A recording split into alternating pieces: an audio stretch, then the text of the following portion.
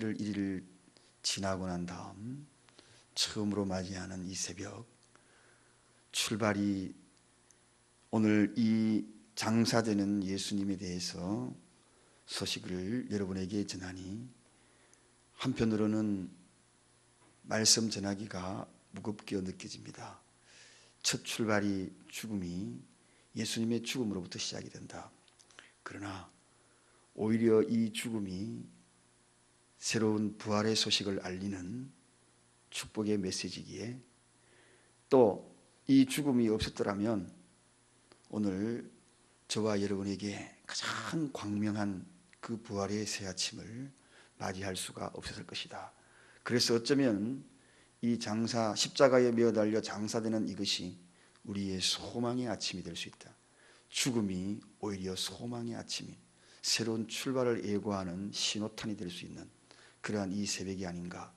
여러분의 심령도 과거에 살아왔던 삶의 방법도, 내 인격에 모난 모든 것들도 다 죽어지고 새롭게 출발하는 그러한 신호탄이 될 수 있어서, 오히려 이 예수님의 장사의 이 모습을 전하면서 새로운 마음의 다짐이 생겨집니다. 오늘 이 본문에 소개되는 이 말씀은 예수님이 십자가에 매어 달리고 난 다음, 사명을 완수하고 난 다음 정말 그를 기다리는 것은 고요였고, 폭풍 전야의 고요함처럼 이렇게 정막이 흐르는 그러한 안식, 그리고 부활을 준비하는 그러한 모습이 시작이 되면서 오늘 이 장사가 시작이 됩니다. 그런데 오늘 이 장례에 시작되는 그때에 가만히 지켜보면 그 장례식을 누가 치르는가 하는 것입니다. 여러분, 자식이 없으면 장례 치르는 것도 굉장히 힘이 들죠. 또 그렇다면 그 누군가가 장례식을 치러줘야 합니다. 가족들이 장례식을 치러주던 누군가가, 마지막 장례식을 치러줄 수 있는 사람이 없다면 아마도 굉장히 인생이 좀 서글플 수도 있습니다. 그런데 오늘 예수님도 마찬가지였습니다.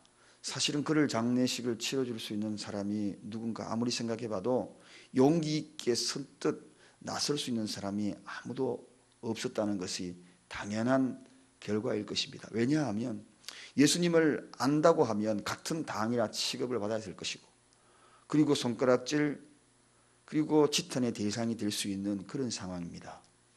모두가 다 피하는 상황이죠. 그런데 오늘 여기 보니까 가족들도 나타나지 않았다는 것이 오면은 슬픔이라는 것입니다. 저도 지금까지 장례식을 수없이 많이 집례해 봤는데 가족이 없는 장례식을 집례한 적도 있었습니다. 가족이 아무도 없었어요. 아는 교인들 몇 사람과 함께 그 장례식을 집례해 준 그런 기억이 납니다. 그럴 때에 그 장례식은 참으로 마음이 무겁고, 또 한편으로는 가족들은 어디 있을까 이런 생각도 가졌습니다. 오늘 여기에 예수님도 형제가 있었잖아요. 근데 그 형제들이 아무도 없어요.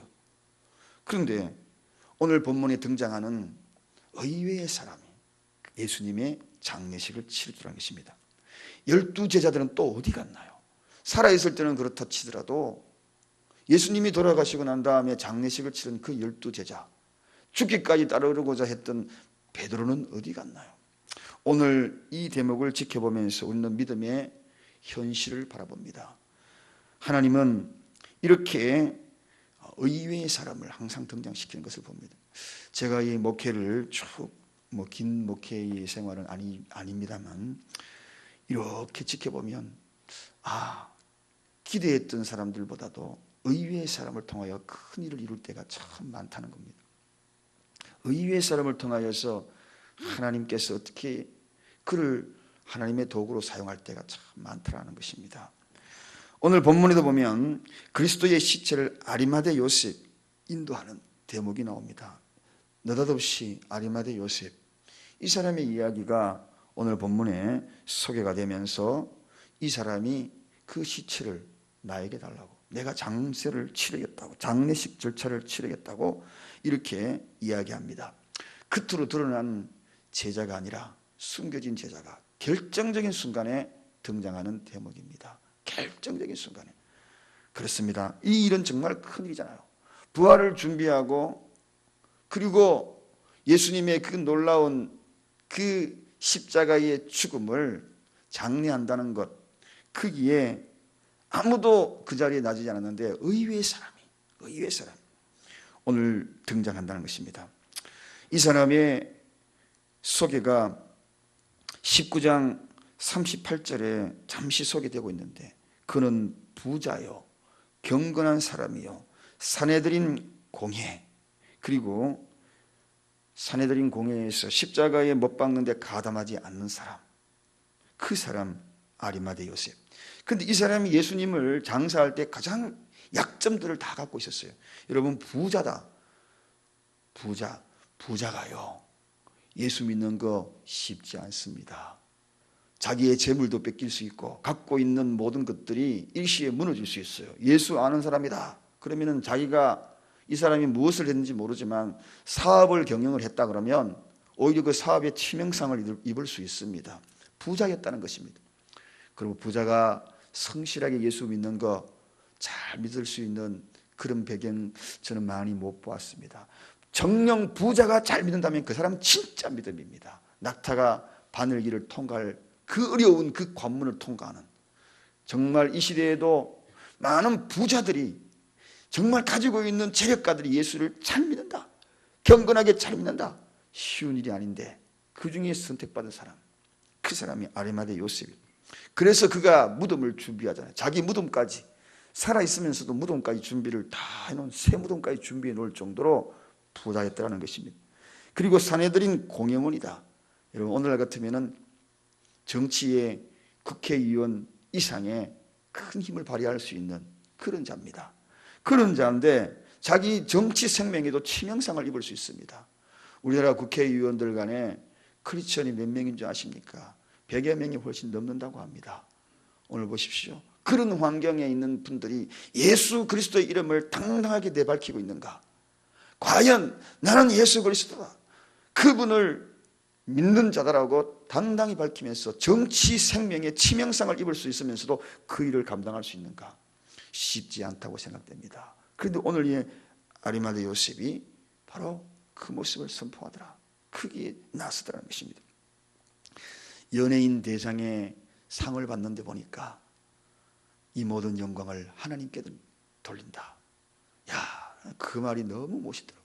대만에서는 어떤 연예인이 오래전입니다만은 자기는 꼭 이 시상식에 한 가지 밝힐 일이 있습니다.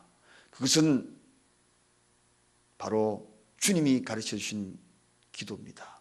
그 식상했어요. 하늘에 계신 우리 아버지요. 그럼 다 그것뿐만 아닙니다. 미국의 졸업식장입니다. 고등학교 1등한 학생이에요. 그 학생이 졸업식장이 되면 꼭 연설을 합니다. 연설할 기회를 줍니다. 그때의 그 연설의 연설문을 학교에서 좀 일러가지고 이렇게 했으면 좋겠다라고 자료들을 제공해 줘가지고 주었습니다. 근데 그 앞에서 자료를 쫙 찢습니다. 이것은 내가 고백할 자료가 아닙니다. 여기는 내 자랑밖에 없습니다. 제가 자랑할 수 있는 자료가 있습니다. 하늘에 계신 우리 아버지요. 다 그걸 외우더라고요. 숙연해집니다. 그리고 난 다음에 그 선포가 있고 난 다음에 모두가 박수를 치는 대목을 보았습니다. 사랑하는 여러분, 오늘 이 아리마대 요셉 보십시오. 빌라도에게 예수님의 시체를 들어 용기도 대단하고 자기에게 치명상을 입을 수 있는 정치 생명, 경제적인 것, 이런 것 다 내놓고, 그리고 그가 바로 예수님의 장사를 치르는데 그게 쓰임받는 대목을 봅니다. 부활의 그 대목을 준비하는 자, 의외의 사람을 등장시키고 그 자리에 바로 이 아리마대 요셉을 사용하더라는 것입니다. 또 한 사람이 여기에 본문에 등장합니다. 니고데모라는 사람입니다. 니고데모는 몰약과 침향으로 봉사하더라. 39절에 보니까 일찍 예수께 밤에 나왔던 니고데모, 여러분 기억하지요? 거듭남이 무엇입니까? 하고 예수님께 나와서 질문했던 자가 니고데모였습니다. 잊혀진 사람인 줄 알았어요. 언젠가 그가 예수님 한 번 만나고 스치고 지나간 줄 알았습니다. 사랑하는 여러분, 주님을 한번 대면한 사람은, 주님을 한번 만난 사람은 반드시 하나님께 다시 돌아온다는 사실. 할렐루야. 그때는 몰랐어요. 밤에 한번 스치고 지나가고 몰랐어요. 그런데 결정적인 순간에 이 사람이 오늘 무엇을 하고 있습니까? 몰약과 침량으로 들어와 아무도 하지 않는 것. 그런데 하나님은 그를 기억했다는 것입니다. 그리고 그를 사용하는 것을 봅니다. 이 역시 이 사람도 재력이 있는 사람인 것이 틀림없습니다. 비싼 향유 이거 오늘 100건쯤 가지고 왔더라. 한 건에 몇 킬로입니까? 따지면 100건이면 엄청납니다. 그렇죠. 그 100건을 가지고 와가지고 어쩌면 자기의 재산을 다 갖고 온지도 모르겠어요. 그래서 그걸 다 예수님의 장사를 하는 모습을 봅니다. 여러분, 그는 평상시에 주님의 존경심이 있었던가 봅니다. 아마도 언젠가 거듭남이라는 그 마음 속에 자리 잡은지 모릅니다.